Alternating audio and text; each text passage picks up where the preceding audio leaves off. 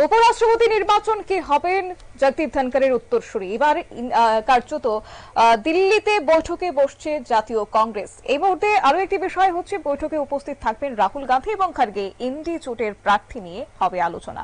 এই রয়েছে বিস্তারিত জানবো, আমাদের সঙ্গে যুক্ত হয়েছে প্রতিনিধি শেখ মরুল। মরুল, কি জানতে পারছো? দেখো, উপরাষ্ট্রপতি নির্বাচন নিয়ে যা হচ্ছে 10 মিনিট দিল্লিতে বৈঠকে বসেছে কংগ্রেস। এখনো পর্যন্ত সেই বৈঠক কিন্তু চলছে। কংগ্রেসের যে সদর দপ্তর, জাতীয় দপ্তর, জাতীয় সদর দপ্তরে সেই বৈঠক চলছে। বৈঠকে পৌরোহিত্য করেছেন এআইসিসির প্রেসিডেন্ট মল্লিকার্জুন খার্গে। এছাড়াও বৈঠকে উপস্থিত রয়েছেন কেসি বেণুগোপাল, বৈঠকে উপস্থিত রয়েছেন রাহুল গান্ধী, বৈঠকে উপস্থিত রয়েছেন প্রিয়াঙ্কা গান্ধী। তবে আজকের এই বৈঠকে কিন্তু মিসেস সোনিয়া গান্ধী তিনি উপস্থিত হননি। যেটা সূত্রের খবর হচ্ছে, উপরাষ্ট্রপতি নির্বাচন নিয়ে এই মুহূর্তে আলোচনা চলছে।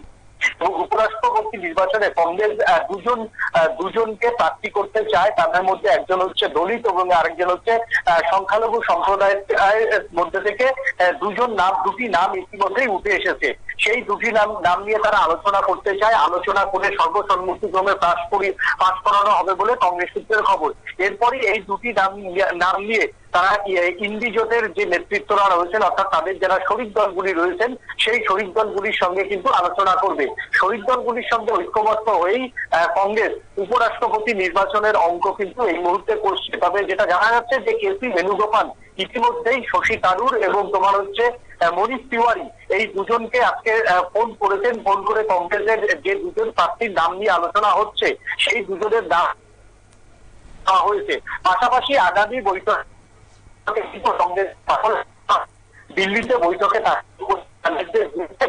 বেণুগোপাল, অর্থাৎ কংগ্রেস সংসদীয় রয়েছেন, সেই সংসদীয় বোর্ড কিন্তু আলোচনা করার পর, অর্থাৎ হাইকমান্ড আলোচনা করার পর তারপর কংগ্রেসের সকল সাংসদদের সঙ্গে এই বিষয়ে আলোচনা করে তোমার হচ্ছে উপরাষ্ট্রপতি নির্বাচনের